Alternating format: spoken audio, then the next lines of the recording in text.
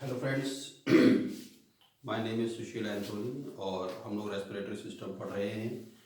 और respiratory system में आज हम लोग पढ़ेंगे pressure of oxygen and carbon dioxide. ठीक है, कल हम लोगों ने पढ़ लिया था mechanism of breathing, steps of respiration. आज हम लोग पढ़ेंगे pressure of oxygen and carbon dioxide. अब आप कहेंगे ये नई चीज़ क्या है? ये नई चीज़ ये है कि जब हम एटमॉस्फेयर से एयर लेते हैं, हम लोग एयर इनहेल करते हैं। तो एयर क्या है? Air is a mixture of gases.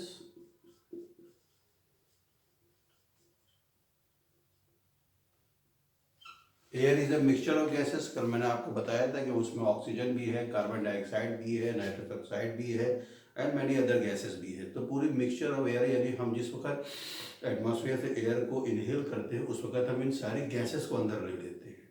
ठीक है, फिर मैंने आपको कल बॉयल्स लॉ बताया था। बॉयल्स लॉ में मैंने ये भी बताया था कि हमारा लंग्स का साइज, हमारे लंग्स का जो चेस्ट कैविटी है उसके साइज को इंक्रीज हम जब करते हैं तो होता क्या है, क्या बोलते हैं, जो लंग्स का वॉल्यूम होता है वो वॉल्यूम डिक्रीज हो जाता है। वॉल्यूम कहने का मतलब ये हुआ कि जो उसके अंदर पहले से बची हुई एयर है जिसको हम बोलते हैं रेसिडुअल वॉल्यूम, वो रेसिडुअल वॉल्यूम जो रहता है वो कम हो जाता है ताकि हम बाहर से और जो एयर है उसको हम एयर को खींच लें। पहली चीज़। दूसरी चीज़, मैंने आपको एग्जांपल दिया था कि एक बड़ा कंटेनर था, एक छोटा कंटेनर था जिसमें दोनों मॉलिक्यूल्स बराबर थे। तो जो बड़े कंटेनर में मॉलिक्यूल्स का प्रेशर क्या था? कम था। लेकिन छोटे मॉलिक्यूल्स में प्रेशर क्या था? ज़्यादा था। उसमें मैंने एयर डाली थी। तो air is a mixture of gases. इस मिक्सचर ऑफ गैसेस में आपको ऑक्सीजन भी मिलेगी, इस मिक्सचर ऑफ गैसेस में आपको कार्बन डाइऑक्साइड भी मिलेगा, इस मिक्सचर ऑफ गैसेस में आपको नाइट्रस ऑक्साइड भी मिलेगा, नाइट्रस भी मिलेगा, है ना, और मैनी अदर गैसेज भी मिलेगी, हाइड्रोकार्बन वगैरह सब मिलती है। लेकिन यहाँ पर हम बात सिर्फ करेंगे ऑक्सीजन और कार्बन डाइऑक्साइड की, क्योंकि रेस्पिरेशन में ऑक्सीजन और कार्बन डाइऑक्साइड ही है जो कि रोल रखती है, बाकी और कोई गैसेस तो रोल रखती ही नहीं है। ठीक है, तो यहाँ पर हम लोग बात करेंगे जब हम मिक्सचर ऑफ गैसेस की बात कर रहे हैं। ठीक है, मिक्सचर ऑफ गैसेस की बात कर रहे हैं तो हम कभी ये नहीं बोलते हैं कि ऑक्सीजन या कार्बन डाइऑक्साइड या नाइट्रस ऑक्साइड का प्रेशर एक साथ लगता है। जब लंग्स के अंदर सारी मिक्सचर ऑफ गैसेस घुस जाती हैं तो हर एक गैस अपना अपना अपना अपना क्या करती है? प्रेशर को लगाती है। Excuse me. ठीक है, ठीक। तो यहाँ पर एक चीज़ आप इसको नोट डाउन भी कर सकते हैं जैसे जैसे हम बोलते जा रहे हैं कि when air enters into the lungs, when air, so the presence of gases in that air, it exerts the pressure. Each and every gas exerts the pressure. किस पे? लंग्स पे प्रेशर डालती है।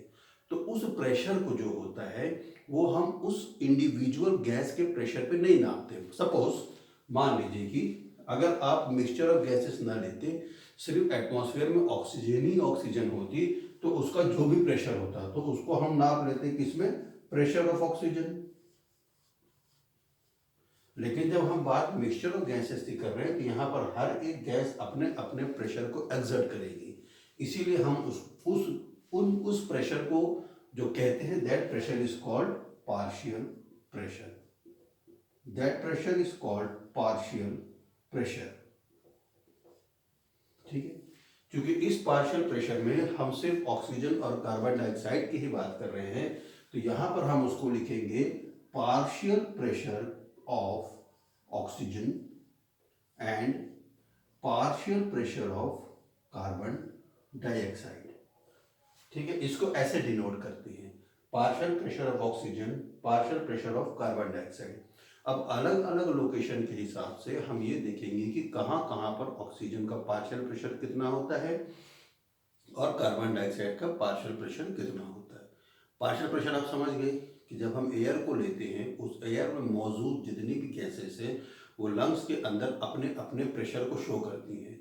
तो हर एक गैस का अपना अपना प्रेशर होता है। हम ये नहीं बोल सकते सिर्फ ऑक्सीजन ही प्रेशर लगा रही बाकी सब ऐसे सो रही है, ऐसा नहीं होता।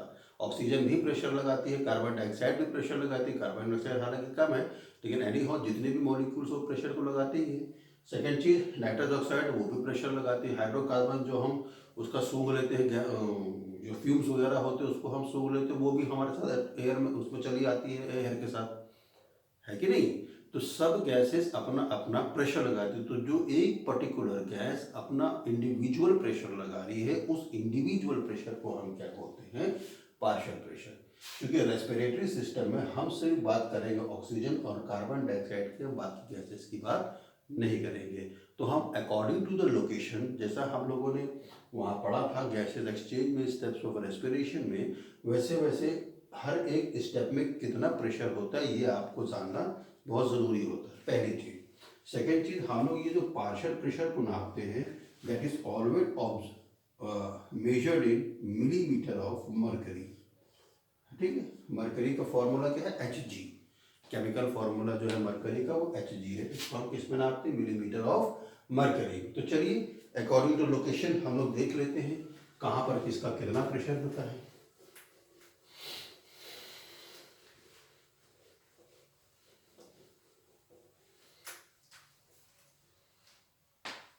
ठीक है, तो यहां पर सबसे पहले आपने देखा था कि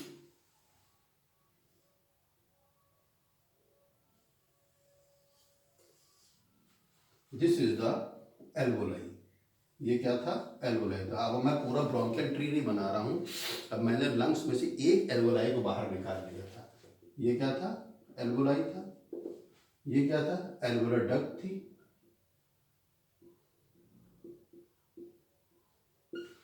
ठीक, इसके ऊपर यहां पर क्या था, ये टर्मिनल ब्रोंक्यूल्स थे। अगर आपको याद हो तो, अगर आपने पिछले वीडियोस लगाए हैं तो उसमें आपको पता चल जाएगा ये क्या था, टर्मिनल ब्रोंक्यूल्स है। इसके ऊपर इनिशिएटेड ब्रोंक्यूल्स होते हैं। ठीक है, तो इस तरीके से करके मैंने रॉट में बताई, आप वो पिछले वीडियोस पे जाके देख लीजिएगा। तो ये एल्वोलर डक्ट, एल्वोलाई। ठीक, ये पूरा पार्ट में इसको हम क्या बोलेंगे, एल्वोलाई, क्योंकि डक्ट भी है लेकिन पूरा मिला के हम क्या बोलेंगे, एल्वोलाई। ठीक है, एक सिस्टम तो ये हो गया। अब हम चलेंगे स्टेप बाय स्टेप। अब यहाँ पर क्या है, आपने एटमॉस्फेरिक एयर अंदर खींची। ठीक, आपने हवा को अंदर खींचा। हवा को जब आपने अंदर खींचा तो मैंने कल आपको बताया था कि एयर जो मूव करती है वो अलोंग टू द क्या बोलते हैं, कंसंट्रेशन ग्रेडियंट मूव करती है। तो यहाँ पर क्या था, जिस वक्त यहाँ पर ऑक्सीजन जो है उसकी लेवल बहुत ज़्यादा बढ़ गया। जब हमने एयर को इनहेल किया, जब यहाँ से आपने इनहेल किया एयर को, तो यहाँ पर ऑक्सीजन क्या है, ऑक्सीजन का जो कंसंट्रेशन है that is very high.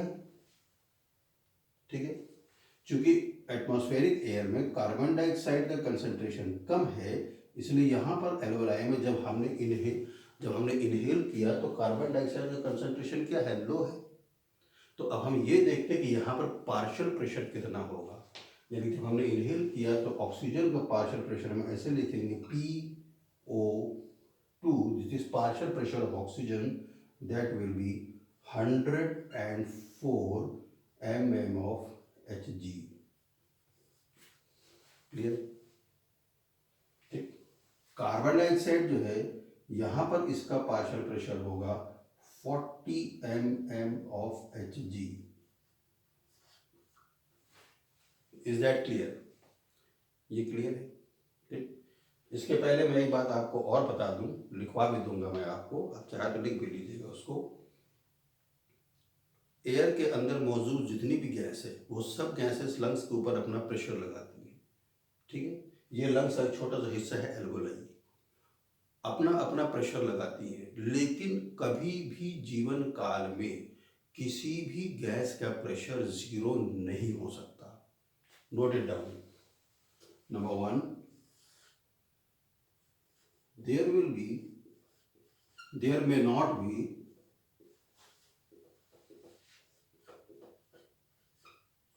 zero pressure, partial pressure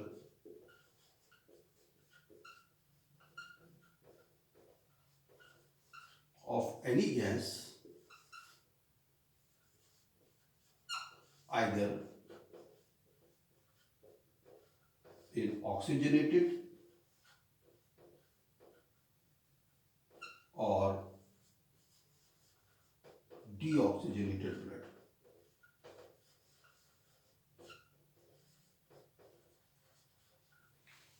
ठीक, even in the alveoli, even in the alveoli, even in the alveoli. तो ये चीज हमेशा याद रखिएगा कि जीरो पार्शियल प्रेशर कभी भी किसी गैस का नहीं होगा, तो कुछ ना कुछ तो प्रेशर होगा, कुछ ना कुछ तो उसका प्रेशर होगा, पहली चीज। सेकेंड चीज, the minimum pressure, the minimum partial pressure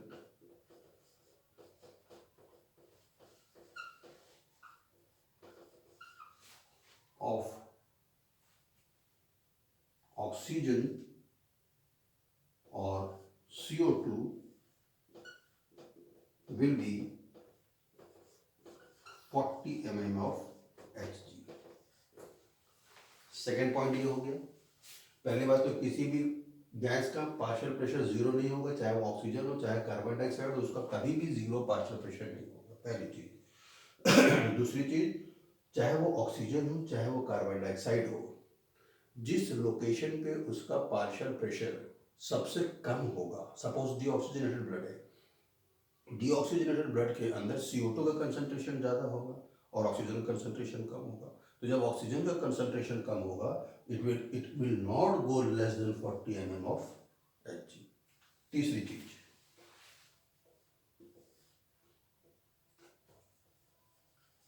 the maximum partial pressure, मेरे साथ देखते जाइएगा, टाइम बचेगा आपका भी हमारा भी। The maximum partial pressure of carbon dioxide is 45 mm of Hg। यानी कार्बन डाइऑक्साइड का कहीं पर भी पार्शियल प्रेशर बहुत पीक पे होगा। अगर डीऑक्सीजनेटेड ब्लड में, जैसा आप कह रहे हैं, जैसा क्या बोलते हैं, किताब कहती है कि पार्शियल प्रेशर और डीऑक्सीजनेटेड ब्लड में कार्बन डाइऑक्साइड का बहुत ज़्यादा है, but it will not go beyond 45 millimetre of mercury. Please note it down. तो हम आगे बढ़े। अब यहाँ पर आप देख रहे हैं सेकेंड पॉइंट जो मैंने आपको लिखा है, the minimum partial pressure of oxygen और carbon dioxide will be 40 mmHg। यानी यहाँ पर एल्वेलाई में ऑक्सीजन रिच एयर है, इसलिए ऑक्सीजन का पार्शियल प्रेशर बहुत ज़्यादा है, ऑक्सीजन कंसंट्रेशन ज़्यादा है, 204 मिलीमीटर मरकरी। CO2 का पार्शियल प्रेशर कम है, but will not go less than 40 millimetre of mercury. Is that clear? ठीक है, इसको नोट करते हैं।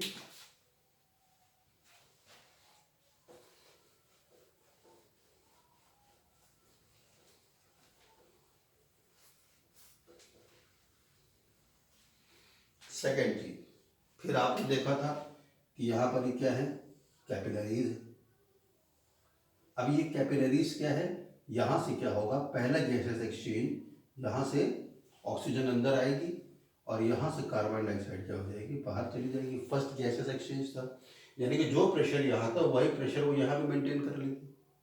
अभी हम बताएंगे जब ट्रांसपोर्ट ऑफ ऑक्सीजन पढ़ाएंगे तो कैसे ऑक्सीजन ट्रांसपोर्ट होता है, लेकिन अभी यहाँ प्रेशर देख रहे हैं, यहाँ पर आ गया, यहाँ से CO2 बाहर चला गया, ठीक है, CO2 यहाँ से बाहर चला गया।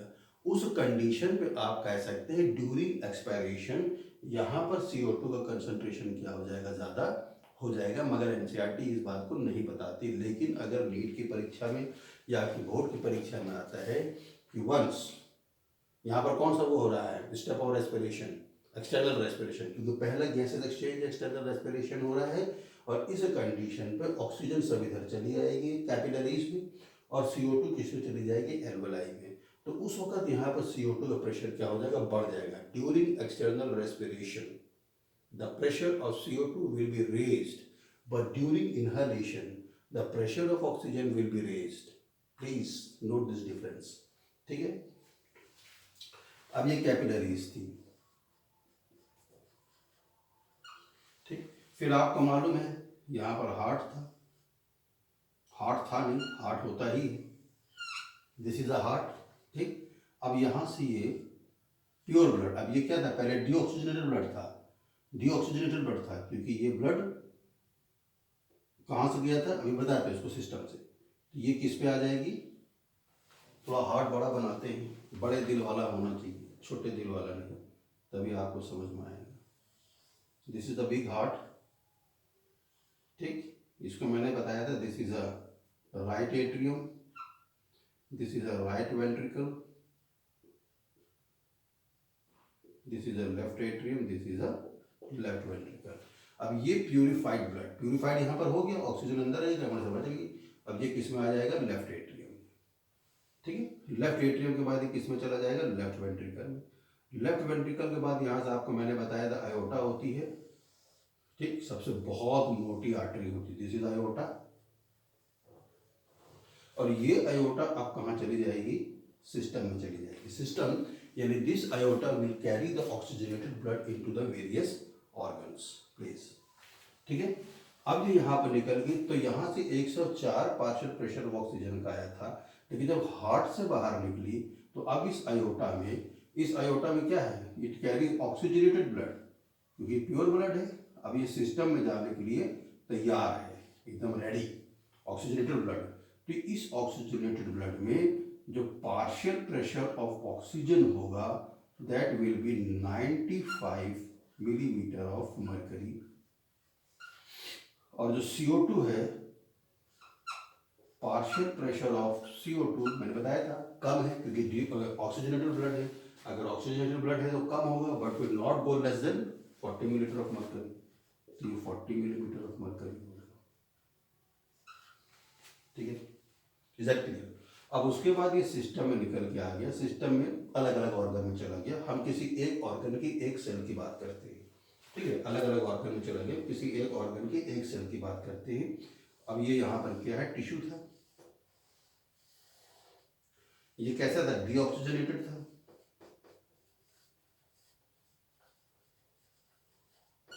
This was deoxygenated cell.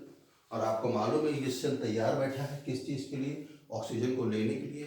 लेकिन फिलहाल एट प्रेजेंट ये क्या था, डीऑक्सीजनेटेड सेल था कि नहीं था, ये डीऑक्सीजनेटेड सेल था। डीऑक्सीजनेटेड सेल का मतलब हो गया कि यहाँ पर जो partial pressure of carbon dioxide है that is high, whereas partial pressure of oxygen that is low.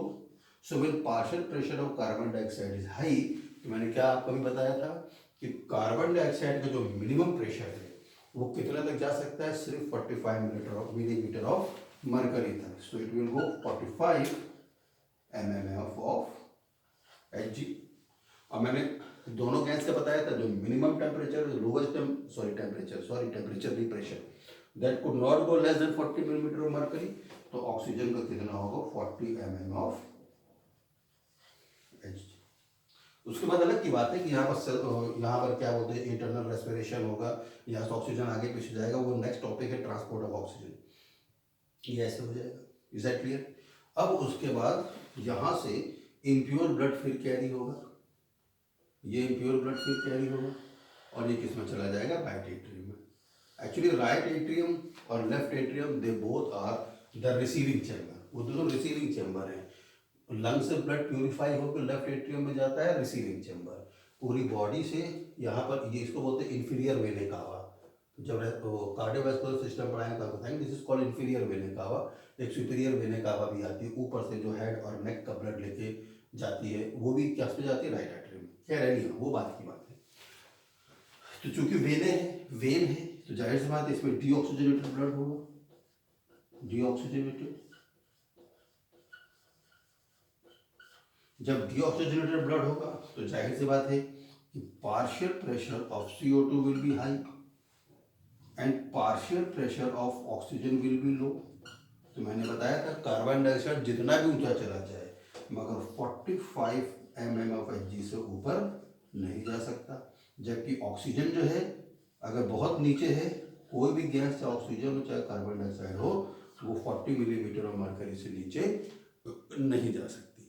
Is that clear ये डायग्राम। जल्दी जल्दी मैं रिपीट कर दूँ आपको। एल्वोलाई में ऑक्सीजन का प्रेशर ज़्यादा है, पार्शियल प्रेशर 104 है, CO2 का 40 है।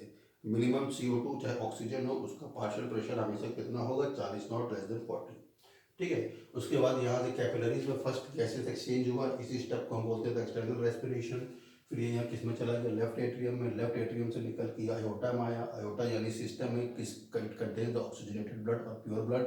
वो किस में जाएगा, सेल में। दिस सेल वॉज डीऑक्सीजनेटेड, क्योंकि इसने अपनी ऑक्सीजन को यूज़ कर ली थी एटीपी बनाने में ग्लूकोज के साथ। यहाँ पर कार्बन डाइऑक्साइड का प्रेशर ज़्यादा है, लेकिन कार्बन डाइऑक्साइड का मैक्सिमम प्रेशर जितना भी ऊपर चला जाए but will not go more than 45 millimetre of mercury.